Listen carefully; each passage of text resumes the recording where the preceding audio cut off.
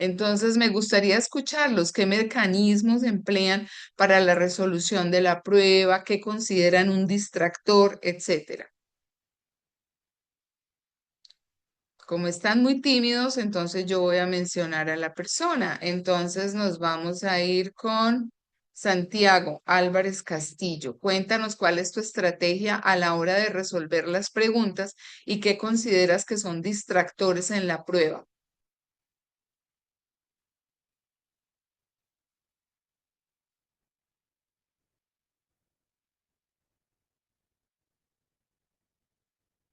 Bueno, parecer Santiago no está, entonces nos vamos con María.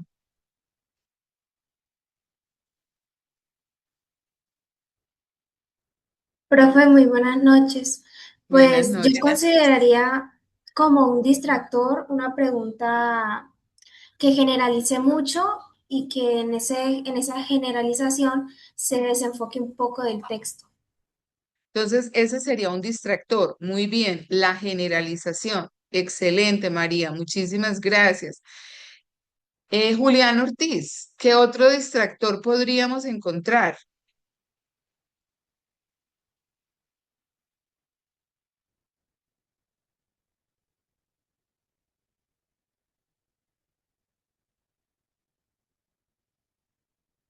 Bueno, parece que Julián no está, entonces vamos con William Ochoa. ¿Qué otro distractor pudiéramos tener en este tipo de pruebas? No, profe, buenas noches. Buenas noches.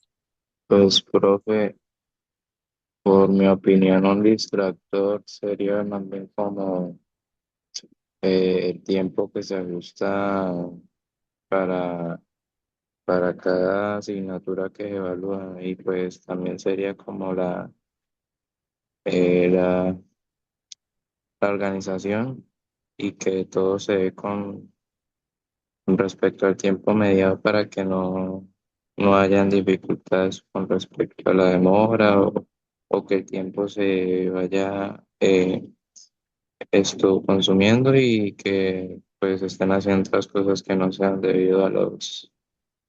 a la actividad dirigida. O sea, tú hablas de distractores de pronto externos. Bueno, eso también es válido y el mal manejo del tiempo puede ser una gran dificultad a la hora de contestar la prueba.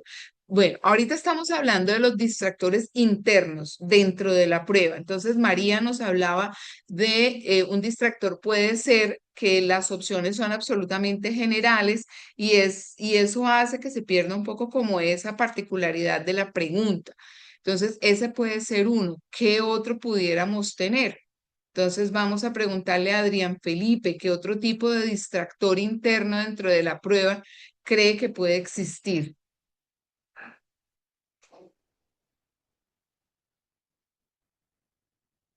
La ventaja de conocerlos es que cuando los encontremos va a ser mucho más fácil llegar a la opción correcta. Entonces, ya una respuesta muy general me lleva a pensar que pudiera no ser esa la respuesta, lo que nos dijo la compañera. Pero ¿qué otro tipo de distractores internos pudiéramos encontrar?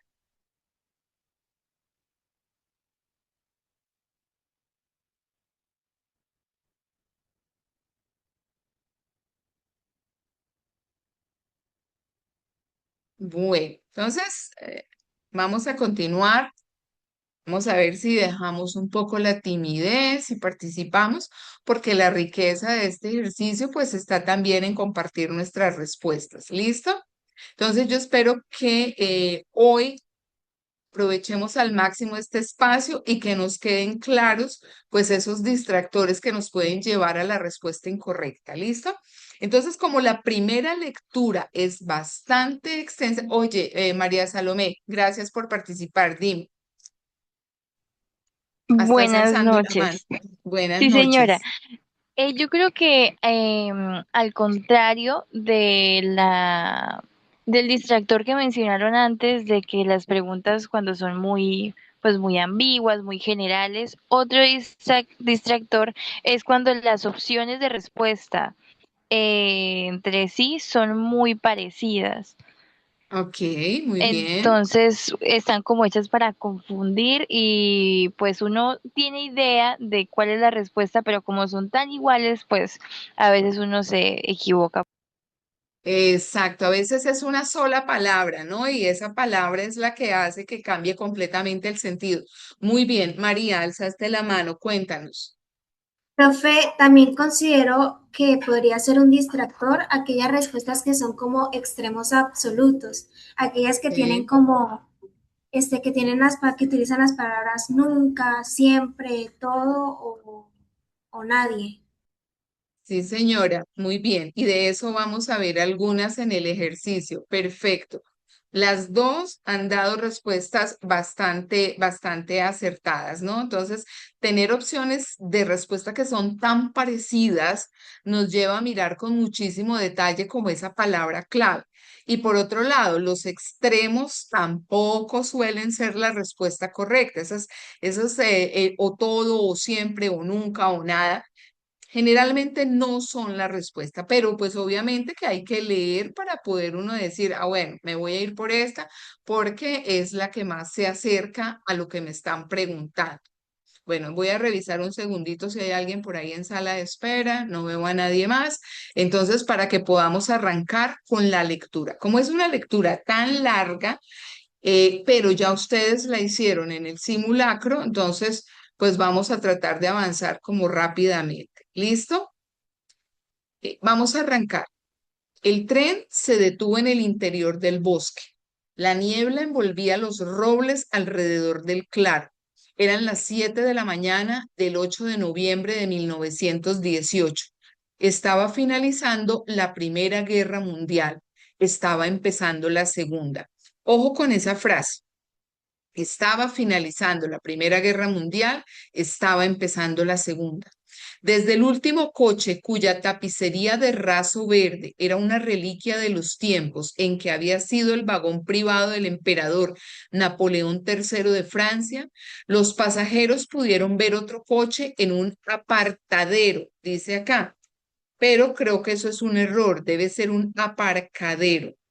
Chicos, les voy a recomendar que tomen nota como de esos elementos claves del texto, porque va a ser difícil estar subiendo y bajando a revisar. ¿Listo? Entonces, que vayamos haciéndonos como una imagen mental de lo que vamos leyendo. Hay un tren, se detiene en el interior de un bosque, la niebla recubría todo, había como un claro del bosque, pero la niebla envolvía todo. Nos contextualizan muy bien, eran las 7 de la mañana del día 8 de noviembre del año 1918. Mientras se está acabando la Primera Guerra Mundial, aquí nos dice que está comenzando la Segunda. Luego nos habla de un último coche de qué, de ese tren. Ese coche tenía una tapicería de un tipo de tela que se llama raso y que era de un color verde, que era de la antigüedad, era una reliquia de los tiempos de Napoleón III. Los pasajeros pudieron ver otro coche en un aparcadero. Ignoraban dónde estaban, pero sabían que aquella era la última parada de un viaje de pesadilla, un viaje que esperaban pondría fin a los combates. Un oficial del ejército francés apareció en la puerta para informar a los recién llegados, esos recién llegados eran 6 alemanes, que el mariscal Ferdinand Foch, supremo comandante de las fuerzas aliadas, les recibiría a las 9 a.m. Recordemos que llegaron a las 8. Para Matías Erzberger, portavoz del grupo, la perspectiva de esperar solo podía aumentar su incomodidad. Le dolía el pesado cuerpo, su sombrero estaba aplastado y en algún lugar del camino había perdido las gafas. Unos minutos antes de las 9, los alemanes cruzaron un caminillo de tablillas que había sido colocado entre las vías y entraron por el cuartel de Foch, un antiguo cochecama francés. Luego de porte erguido, a la edad de 67 años, apareció Foch, acompañado por el primer Lord de la Marina de Inglaterra, almirante Rosalind Wemyss. Foch se mostró glacialmente formal. Ojo con esa palabra, glacialmente formal. ¿Qué trae a estos caballeros por aquí? ¿Qué quieren de mí? Erzberger dijo que habían ido con el fin de recibir las propuestas aliadas para una tregua. No tengo ninguna propuesta que hacer, dijo Foch. Hubo un momento de consternación.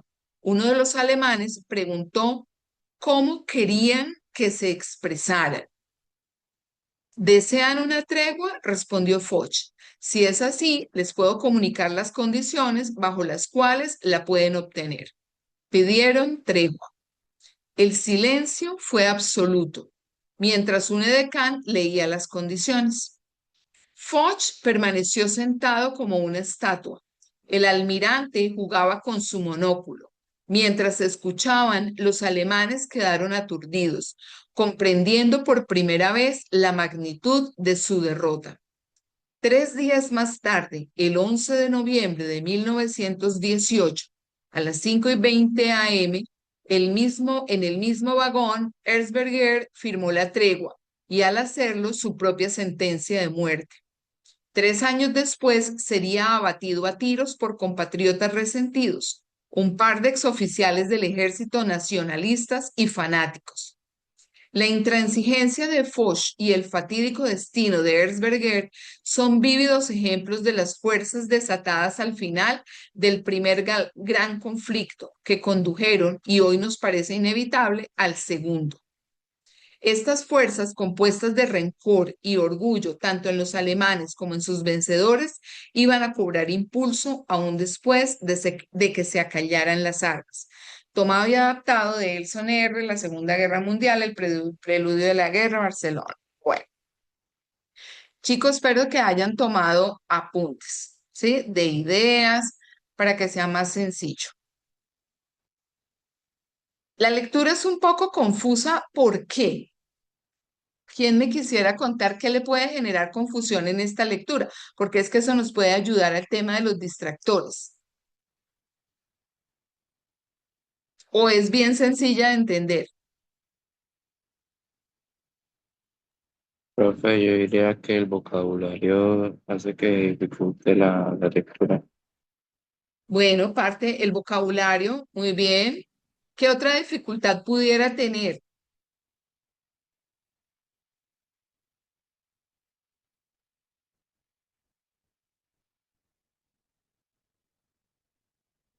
Cantidades de personajes, por ejemplo. Si yo les pregunto a ustedes de qué trata este texto, ¿qué me dirían? Vamos a escoger por aquí, Adrián Felipe Vaquero. ¿De qué trata este texto?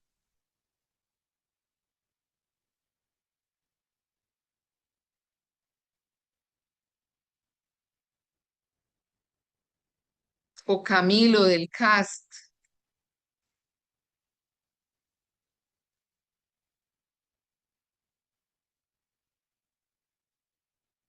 o quien me quiera decir de qué trata este texto. ¿Quién quisiera?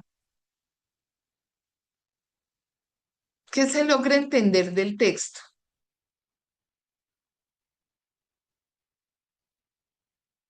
No me asusten, me quedé sola.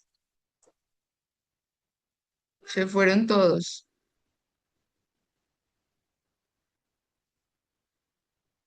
Pues en el texto se están narrando una serie de acontecimientos, ¿no? Que involucran a Sí, varias personas y también describen, eh, no sé, llegan sí, como a describir mucho de sobre personas específicas que podemos decir que son los protagonistas. ok. ¿A qué viajan ellos en ese tren, en ese vagón de raso verde? ¿A qué viajan? ¿Cuál es el propósito de ese viaje? Profe, pues viajarían a un lugar en el que ambos bandos se puedan reunir y así como negociar, Ok, ¿y cuál es la palabra que usan para ello? hacer una tregua. Hacer una tregua. Ok,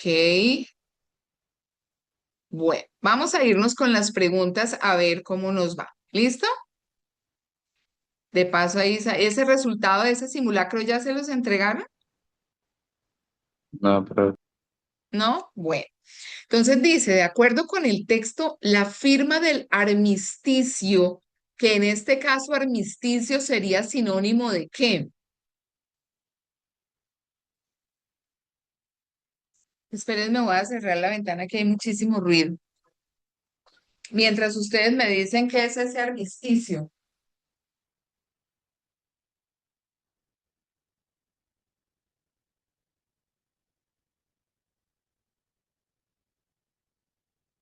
¿Qué es un armisticio?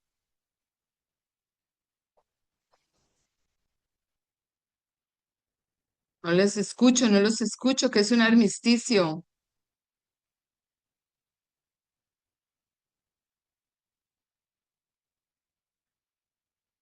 Sí, aquí estoy viendo el chat. Dice los términos tan ortodoxos. Bueno, ¿qué es un armisticio? ¿Quién me cuenta?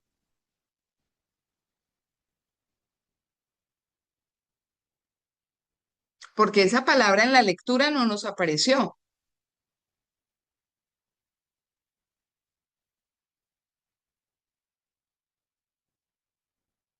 Chicos,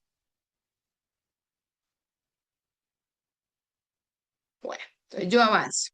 Ese armisticio es esa tregua, es el fin de ese conflicto, ¿no? Entonces, de acuerdo con el texto, la firma del armisticio se da en una zona neutral para aliados y alemanes, un vagón de tren en territorio aliado, un batallón militar del ejército francés, una estación de tren en medio del bosque. ¿Qué contestaríamos? Escríbanmelo en el chat, por favor. ¿Qué contestarían a esta pregunta? Entre dos bandos, dice por acá.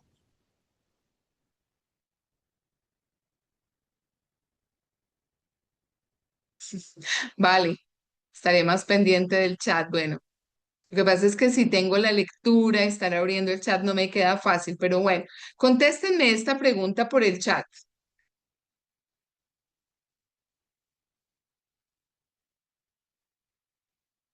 Un vagón de tren, dicen por acá. Gracias, Manu. ¿Qué ocurre cuando uno lee este texto? En la opción A, ¿cuál sería el distractor?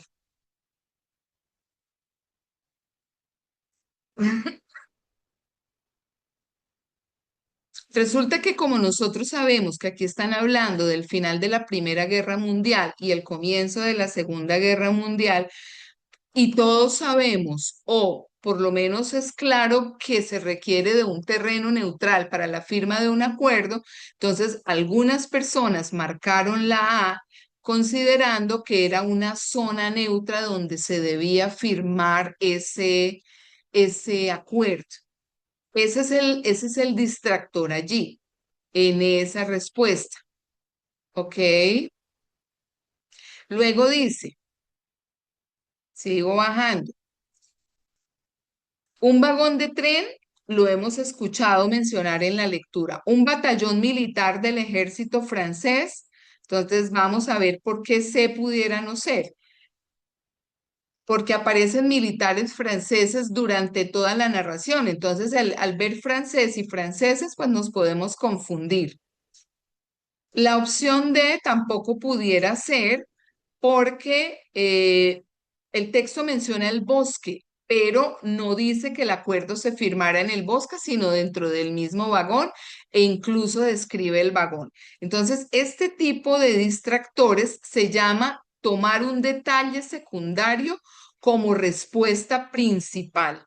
Entonces, ojo muchachos, y aquí está lo importante de la clase del día de hoy, que aprendamos a identificar. Muchas veces eh, nos hacen confundir en la prueba porque toman palabras que ya se habían mencionado allí, que son detalles mínimos, y las hacen aparecer como si esa fuera la respuesta principal.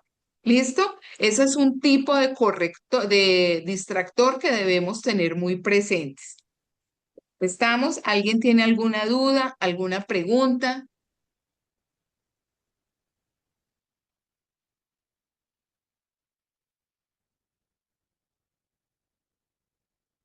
Bueno, entonces sigo leyendo y gracias a los que respondieron por el chat. La pues espero que les haya quedado bien a todos, ¿no? Vamos a la siguiente.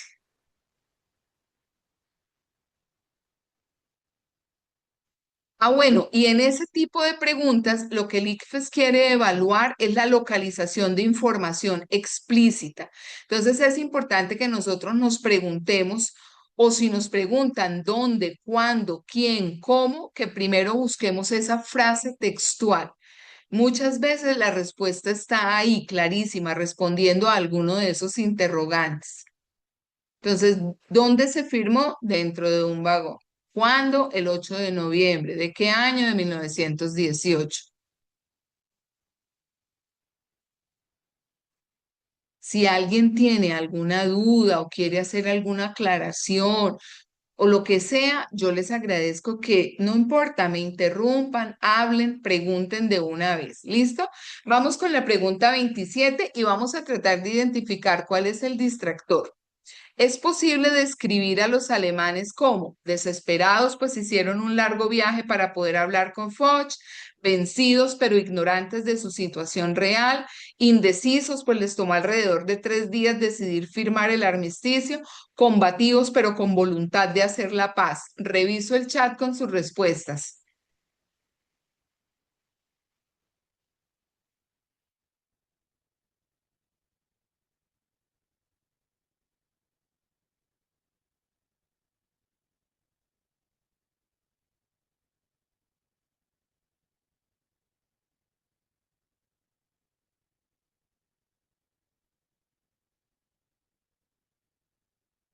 No, vamos a ver, no veo respuestas en el chat, chicos. ¿Qué pasa? Es posible describir a los alemanes desesperados, pues hicieron un largo viaje para poder hablar con Foch, vencidos pero ignorantes de su situación real, indecisos, pues les tomó alrededor de 3 días decidir firmar el armisticio, o combativos pero con voluntad de hacer la paz. Profe, yo creo que la distracción ahí sería combativos, ¿no? ¿Por qué? Por el sentido de que en el texto, sí, pues yo la verdad casi no lo alcancé a leer, pero sí me acuerdo del simulacro, cómo fue, pero en el texto hablaba de que cuando iban a hacer la firmada que fue dentro del vagón en el 1900, bueno, en todo caso, Dieciocho. cuando fueron a firmarlo, ellos estaban como, les tomó bastante tiempo, y les tomó como varios días dentro, se firmó dentro del mismo vagón, pero les tomó bastante tiempo estar decididos para poder firmar, o sea, como que les parecía como, o sea, se dieron de cuenta de la situación ya cuando estaban dentro del vagón de que se había acabado la guerra para el sentido de los alemanes. Entonces están como indecisos. Para mi opinión, para lo que va a ser el texto, como yo lo veo, esa, pues, para mí la distracción ahí sería combativos, Combativos. sí, para mí. Ok. Y la respuesta sería indecisos porque les tomó bastante tiempo poder firmar el acuerdo de paz en 1918. Vale, muchísimas gracias. Vamos a ver, entonces empecemos opción por opción, a ver cuáles son los distractores que hay en cada una de ellas, y por qué de pronto quien no haya marcado la respuesta correcta en el simulacro, pues le pueda quedar claro qué pasó. Entonces, ¿por qué A pudiera parecer correcta? Desesperados, pues hicieron un largo viaje para poder hablar con Foch. ¿Por qué podría parecer correcta? Porque es verdad, ellos hicieron un viaje que buscaba terminar la guerra, pero ¿por qué no es correcta? Porque ahí en el texto nunca se habla de que ellos hayan tenido esa actitud de desesperación.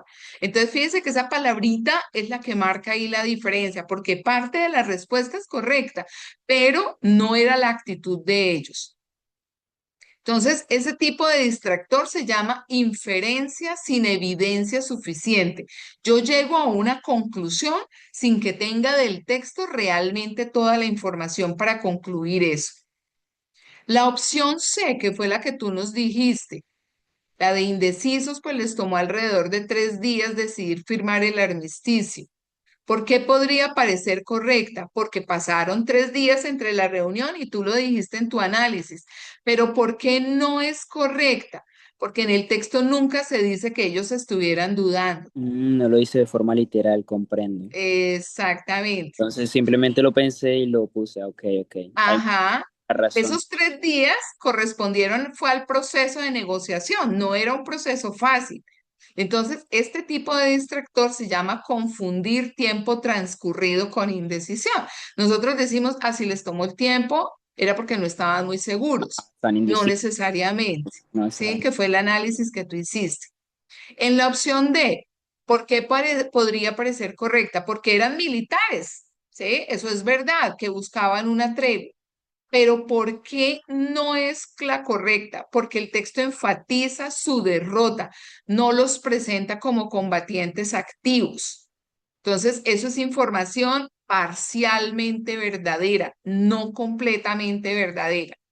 Y la respuesta correcta era la B, vencidos, pero ignorantes de su situación real.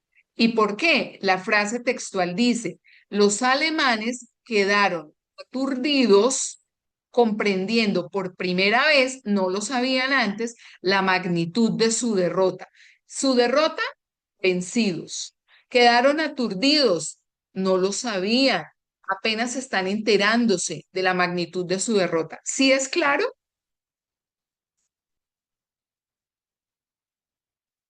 Bueno, yo espero que sí. Vamos a ver aquí en el chat. Chicos, no, a los que no me están ni participando oralmente ni por escrito, pues yo les agradezco que se vinculen. Este ejercicio a mí me toma tiempo, leer, volver a leer, analizar el tipo de error, etcétera, etcétera, contrastar. Entonces, aprovechemos el espacio. ¿Listo? Bueno, vamos con los... Ah, bueno, y aquí, ¿qué nos quiere? Dame, dile, la La persona vez que iba a hablar. sería porque ahí decía que ellos comprendían la magnitud de su derrota, ¿no? Sí, sí, es decir, antes de eso, ellos ni siquiera se habían dado cuenta que ya habían perdido la guerra. Hasta ahora estaban entendiendo eso. ¿Mm? Mm, ¿Qué nos quiere evaluar ahí la prueba? Nos quiere evaluar inferencia basada en evidencia que sacamos del texto. ¿Y cómo podemos o qué estrategia podemos emplear? Así como en la anterior, que era extraer información y que yo me pregunto qué, cómo, cuándo, dónde, por qué. En esta, cuando estamos hablando de una inferencia que parte de algo que está en el texto, la clave es preguntarme qué característica está sustentada directamente por el texto. Es decir, puede que no me lo diga con las mismas palabras, pero que el texto me dé pistas para poder inferir eso. Nos vamos con la pregunta 28.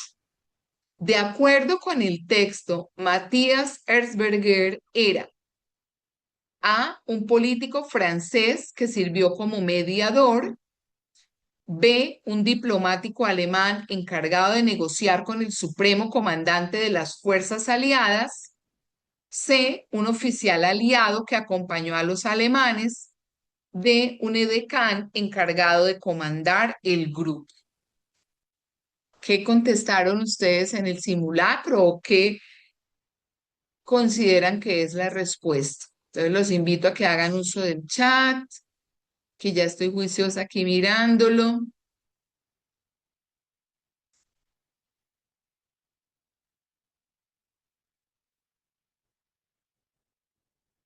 ¿Quién era este señor Matías Erzberger?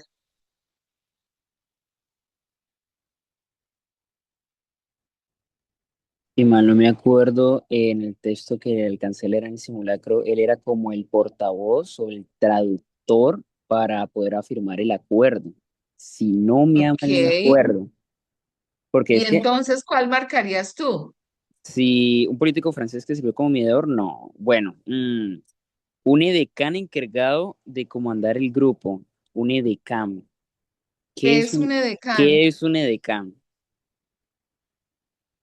Esa es Pues mi pregunta, ¿qué es? relacionando qué es un edecán y sabiendo que pues es la única palabra que pues yo no conozco, yo Ujú. diría que se relacionaría más como si fuera como una persona que Tito, pudiera... Ah, él dime, es ¿qué un es el edecán? profesional de la asistencia, recepción y orientación de personas en congreso humano. ¿De qué? O sea, es Sea, el que es, orienta a las personas en un congreso o alguna feria. Ah, sí, entonces, en el caso de un congreso sí es el que te va señalando a qué salón tienes que ir, qué tienes que hacer, y en el caso de un reinado es el que acompaña a la reina. ok, Sí, o sea, el que gracias comanda, al chico que nos colaboró con el término. ok, es el que comanda. Un oficial aliado que acompañó a los alemanes, un diplomático alemán encargado de negociar con el supremo comandante de las fuerzas aliadas. Bueno, chicos, entonces vamos a Profe, ver. Yo la realmente verdad no. yo Dale, creo que en el simulacro puse la B, porque es la cierto que no B. es el inicio de la B. Ahorita al inicio no estuve en la clase, pero me acuerdo del texto y no se especificaba de que él fuera un oficial de los aliados. O sea, no es Ujú, como que no. hubiera mandado Ok, aquí voces y demás. Entonces podemos inferir de que es del otro bando y que fue a hablar justamente con el comandante de las fuerzas aliadas, que sería Poch. bueno, vamos a ver los distractores. Les agradezco muchísimo su participación. Listo. La opción A, ¿por qué podría parecer correcta? Porque participa en una negociación, ¿sí? ¿Por qué no es correcta? Porque el texto lo identifica como alemán, no era francés. Entonces ya ahí, y ya uno por el apellido dice esto no es francés, esto es alemán. Y además el texto lo decía. Tipo de distractor, aquí fue el cambio de identidad. La opción C, ¿por qué podría parecer correcta? Porque interactúa con Foch, pero no es correcta porque Esberger pertenece a la delegación alemana, no al ejército aliado. El tipo de distractor acá, el cambio de bando. La D, ¿por qué podría parecer correcta? Porque parece liderar al grupo. Ese edecán pareciera que comanda, pero no, el edecán es otra persona, es quien lee las condiciones y en el texto lo mencionaba. Entonces, esa era una confusión entre personajes y por eso yo les decía que de pronto la cantidad de personajes pudiera ser uno de los distractores acá. Un diplomático alemán encargado de negociar con el supremo comandante de las fuerzas. Ahí decía, y el chico lo mencionó, un portavoz del grupo. El portavoz es el que lleva la voz en las negociaciones. ¿Qué nos quiere evaluar aquí el ICFES? La identificación del personaje, de los diferentes personajes y sus funciones. Entonces, fíjense que distractores pueden aparecer muchísimos. Lo importante aquí es llevar el hilo de la lectura y no dejarnos enredar por esas que pudieran parecer las respuestas correctas. Vamos con la 29. ¿Qué relación guarda el fragmento de Churchill con el texto principal, que era el segundo pedacito? A, lo complementa, pues muestra un aspecto desconocido del mariscal Foch que está en contra de aceptar esa tregua, ese armisticio. B, lo contradice, pues en el texto principal se advierte que Foch apoyaba las condiciones impuestas. C, lo complementa, pues da más razones para asegurar que el fin de la Primera Guerra Mundial fue el inicio de la Segunda. D, lo contradice, pues el texto principal afirma que solo Alemania sufrió consecuencias negativas. Entonces, ¿los leo en el chat o los escucho? Recuerden que el juego de descarto esta por esto es bien importante. ¿Cuál descartarían primero?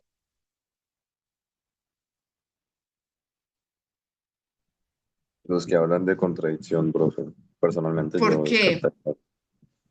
¿Por Porque qué lo es que, descartarías?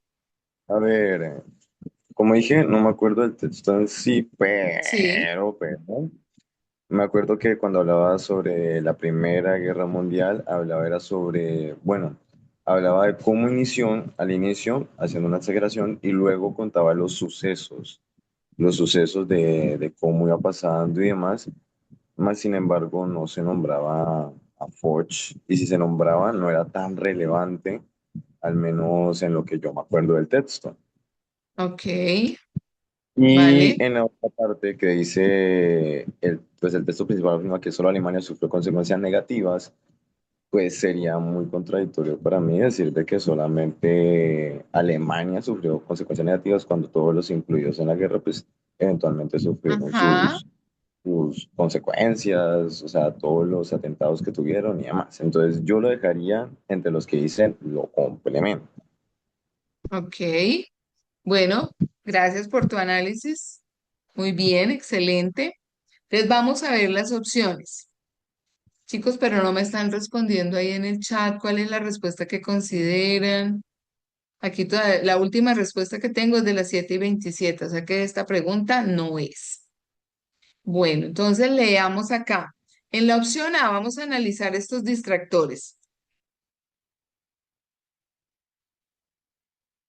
Espérenme bajo. ¿Por qué podría parecer correcta la A? De lo complementa, pues muestra un aspecto desconocido del mariscal Foch que está en contra de aceptar el armisticio. Dice, ¿por qué podría parecer correcta? Porque menciona nuevamente a Foch, lo tiene ahí en la mira, pero no es correcta porque Foch no se opone a la firma de la tregua, lo que cuestiona es la paz posterior. Entonces, es una interpretación errónea del personaje.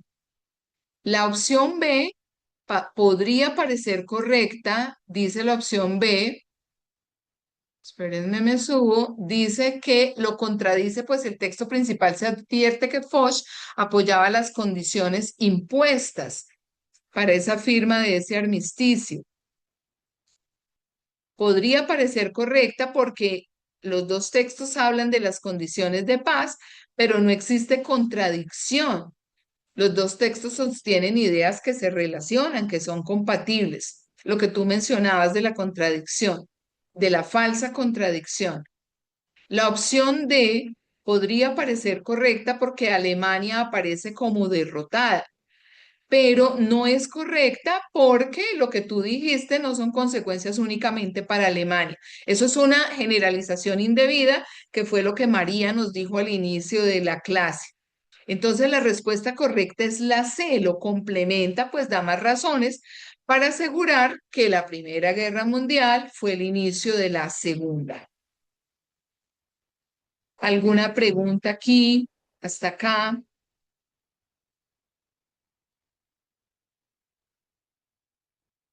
Bueno, entonces sigo acá.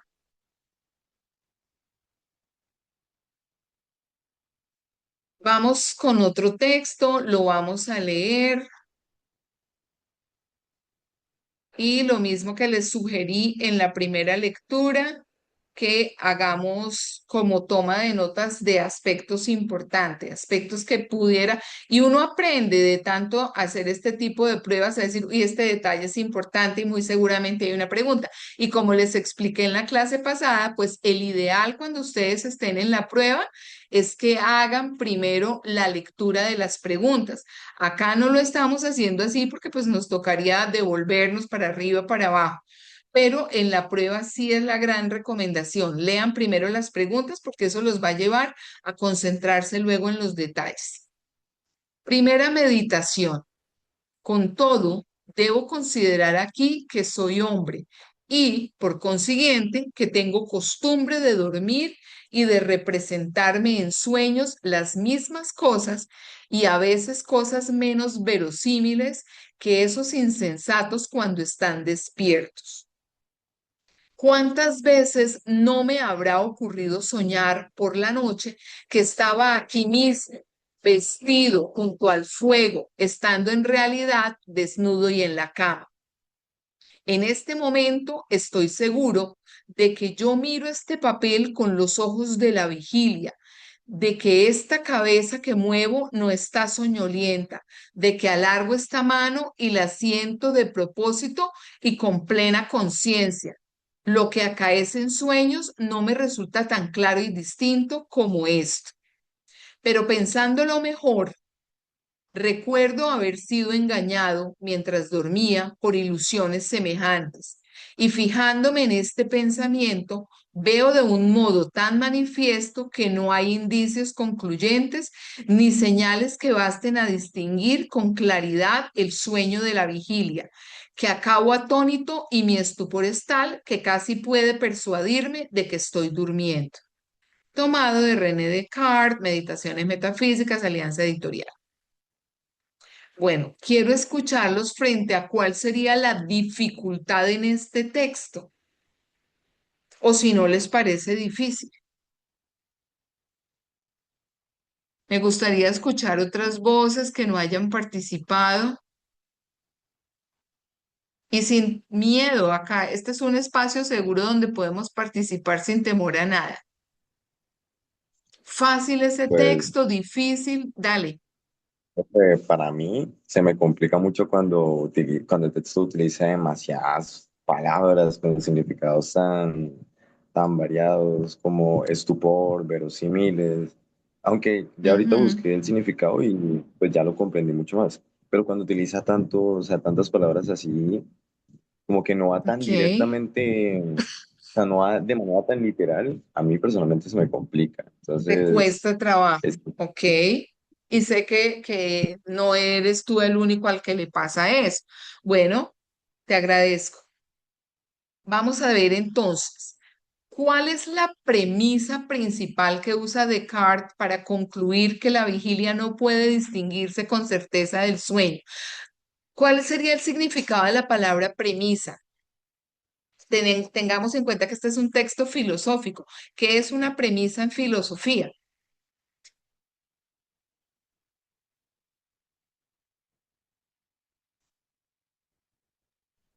como una afirmación o preposición inicial. Sí, exactamente. Por acá nos llegó una respuesta. Es aquel pensamiento siempre presente en la idea, que subyace a la idea, que lo estamos afirmando, ¿cierto? Que lo estamos, o que lo estamos cuestionando. Entonces, ¿cuál es esa idea principal? ¿Cuál es esa premisa principal que usa Descartes? Muchas veces soñamos despiertos y despiertos creemos que soñamos. Podemos saber cuándo estamos despiertos y cuándo estamos dormidos. Pocas veces reflexionamos sobre las vivencias reales y las soñadas. Las vivencias del sueño y la vigilia son muy pareadas, que yo diría que ahí la palabra debe ser es parecidas, no pareadas. Entonces, ¿qué marcaron, muchachos? Escríbanme ahí.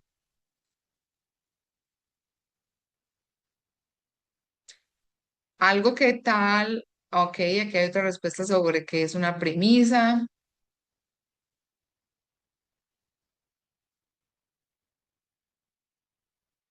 Entonces,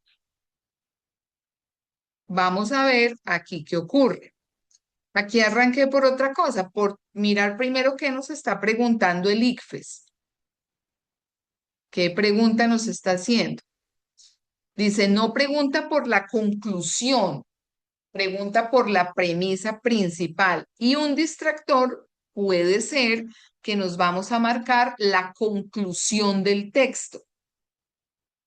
Entonces veamos una por una. ¿Cuál es la idea que le permite a Descartes llegar a la conclusión? Entonces, si lo que yo marqué es la conclusión a la que yo puedo llegar a partir de la lectura, ya marqué un error, porque no me están preguntando por la conclusión, sino por esa idea o esa premisa de la cual él parte para luego llegar a la conclusión. Entonces, vamos a la opción A.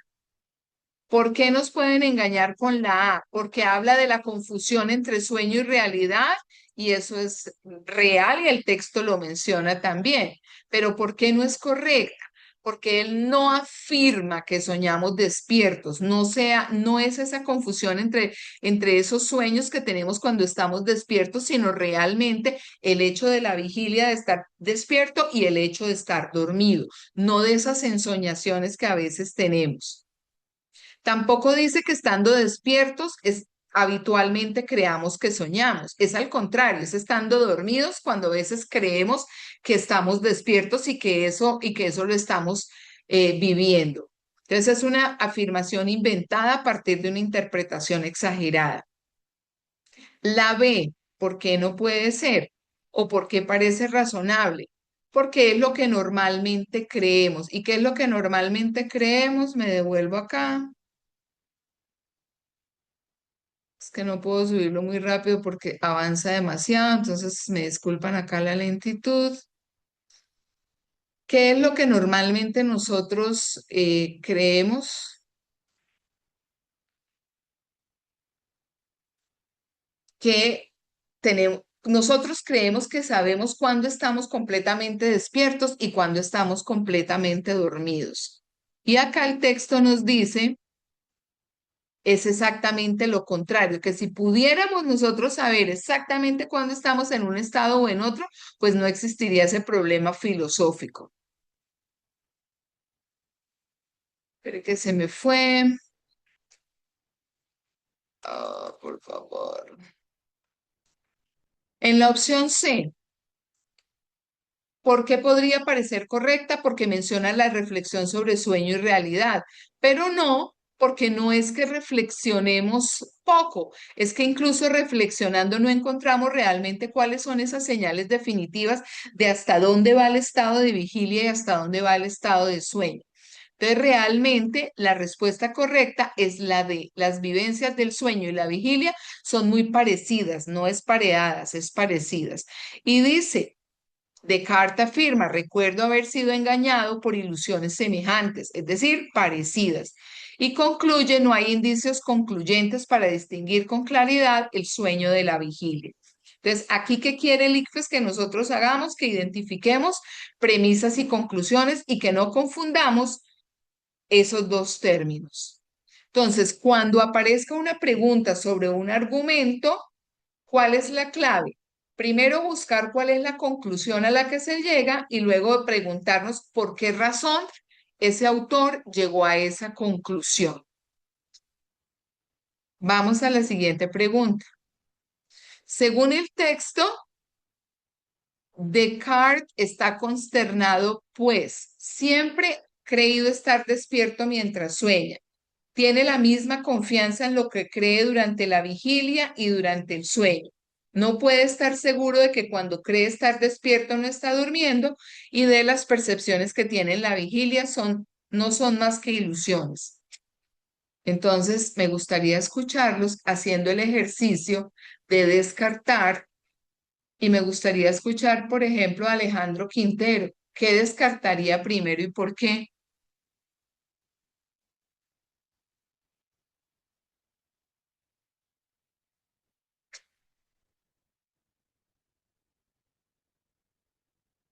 Bueno, por acá en el chat no veo respuestas. Alejandro, Johnny, Alexander,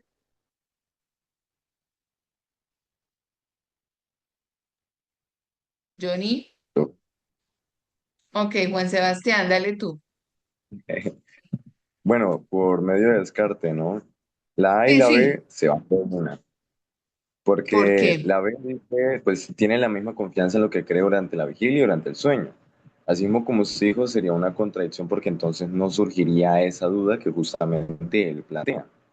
Y sería Exacto. lo mismo con creer y generalizar de que siempre ha creído estar despierto mientras sueña. O sea, Ok, literalmente las dos son ideas, entonces yo la descartaría de una. muy Y la bien. D, creo que es muy cerrada y a la mitad se sale, porque dice, las percepciones que tiene la vigilia no son más que ilusiones. Se puede llegar a confundir, puede ser como la cascarita, la parte donde dice ilusiones, pero no tiene Ujú, tanto que ver, que para mí pues sería la C, que ok, sería una mucho más general que directamente dice que no está seguro de cuando está despierto, no está dormido, de que cuando ok, cree está despierto no está dormido. Para mí sería esa la C. muy bien. Bueno, acá nos habla que la palabra clave es atónito. ¿Qué quiere decir atónito? Estar uno atónito, Sorprendente. muy sorprendido. Y otra clave es mi estupor es tal. Y era una de las palabras que tú decías que podía llegar a generar confusión. ¿Qué es estar en estado de estupor? Creo que sorpresa, ¿no? Sí, gracias. Más que sorpresa es confusión. Mi confusión es tal, ¿sí? Y la pregunta busca identificar la causa de la inquietud. Entonces ya nuestro compañero hizo un muy buen análisis. Entonces vamos rápidamente a bajar para darle la razón a nuestro compañero que la respuesta es la C. Y la evidencia, no hay indicios concluyentes para distinguir con claridad el sueño de la vigilia. Aquí, ¿qué quiere el ICFES que hagamos nosotros? Que hagamos una inferencia directa a partir de una conclusión muy similar a la pregunta anterior. Entonces, cuando una pregunta nos diga está preocupado porque, o está sorprendido, o está atónito, o está estupefacto, o está indignado, busquemos primero por qué razón esa persona está de esa manera, qué descubrió y cuál es la conclusión a la que llegó, que ahí muy seguramente es donde vamos a encontrar la respuesta. Entonces, ojo acá, porque es que estos textos filosóficos tienden a ser muy complicados. En los textos filosóficos del ICFES no basta con que nosotros sepamos de qué está hablando el autor o cuál es el tema. Incluso a veces ese tema es tan confuso que no logramos llegar a ello, pero sí debemos en los textos filosóficos tener muy claras las premisas, es decir, esas afirmaciones que se hacen, esas conclusiones a las que se llegan, esas dudas que esos textos abordan, porque casi todos los textos filosóficos parten de alguna duda, y esas conclusiones o esas inferencias a las que nosotros como lectores podamos llegar, ¿sí? A veces nosotros escogemos la que a nosotros como lectores nos parecen lógicas, pero pues si el autor no lo ha afirmado en su texto, pues ¿por qué vamos a responder eso? ¿Listos? Bueno, me gustaría hasta acá que me contaran qué ha sido importante en el ejercicio de hoy, en la clase de hoy.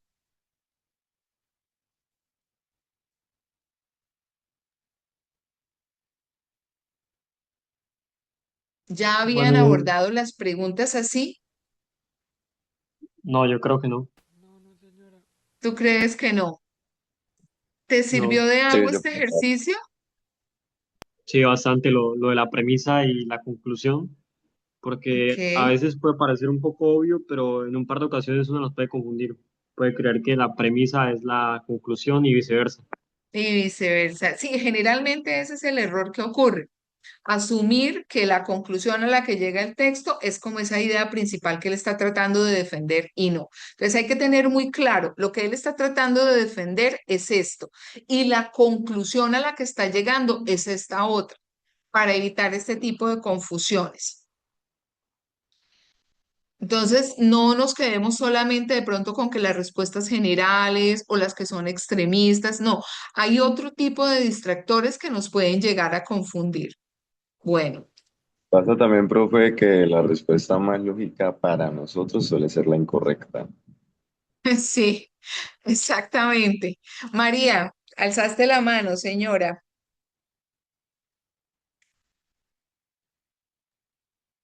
María, Creería que la clase de hoy es importante porque nos permite identificar las respuestas correctas y que son aquellas que están diseñadas para desviar nuestra atención de la que sí es correcta. ajá, exactamente. Bueno, chicos, entonces como no alcanzamos a abordar las otras, porque pues el trabajo es extenso, vamos a quedarnos solamente con esas dos lecturas que hicimos. Entonces, muy claro, ni los extremos, ni las generalizaciones, ni tanta particularización, ni confundir la premisa con la conclusión, van a ser las respuestas correctas. Entonces, busquemos siempre, primero, que si me están hablando de una inferencia, cuáles son las evidencias que el texto me ha dado para yo poder llegar a una conclusión. Yo no puedo llegar a una conclusión si el texto no me ha dado las pistas. Entonces, buscar realmente dentro de esas pistas que el texto me ofrece, esas palabras claves que me pudieran llevar a mí a decir, ah, bueno, es que a partir de estas palabras yo puedo llegar a concluir estos aspectos. Y otra cosa súper importante, y ustedes también la mencionaron hoy, a mayor riqueza lexical, es decir, a mayor cantidad de vocabulario, mucho más fácil va a ser comprender el texto. Pero si nosotros no leemos, y sobre todo, yo puedo leer y pasar por encima de las palabras, pero si nosotros leemos y hacemos el ejercicio de buscar, bueno, yo voy a buscar esta palabra porque me parece rara, no la había escuchado, y somos conscientes de ese ejercicio y de tomar nota de su significado, les aseguro, chicos, que van a avanzar muchísimo en este proceso de lectura. ¿Listo? Les agradezco mucho por su atención y espero que nos podamos encontrar la próxima semana para seguir avanzando con este ejercicio de los distractores. Feliz noche. Muchas gracias.